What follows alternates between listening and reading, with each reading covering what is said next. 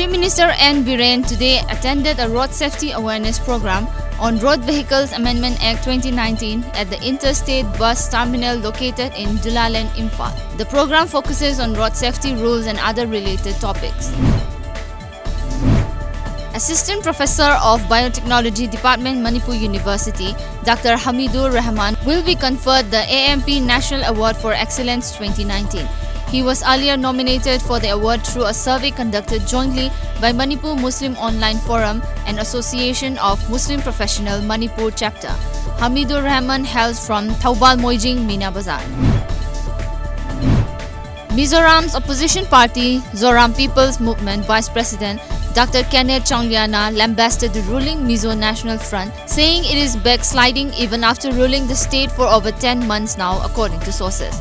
Addressing a political session at ZPM office in Aizawl yesterday, Chongliana said that Mizoram is moving backward in terms of development within 10 months after the MNF came into power.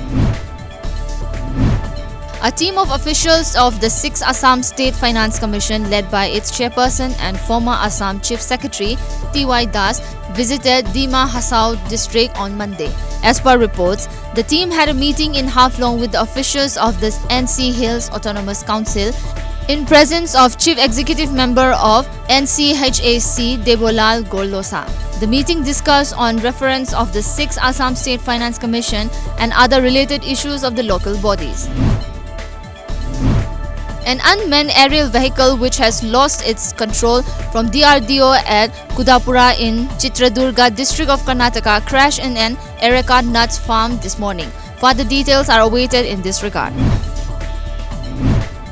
US President Donald Trump said that it looked like Iran was responsible for attacks over the weekend on Saudi Arabian oil plants. However, Iran has denied the blame, with Iranian President Hassan Rouhani saying the strike was carried out by Yemeni people retaliating to attacks by the Saudi-led coalition in Yemen's 4-year-old war.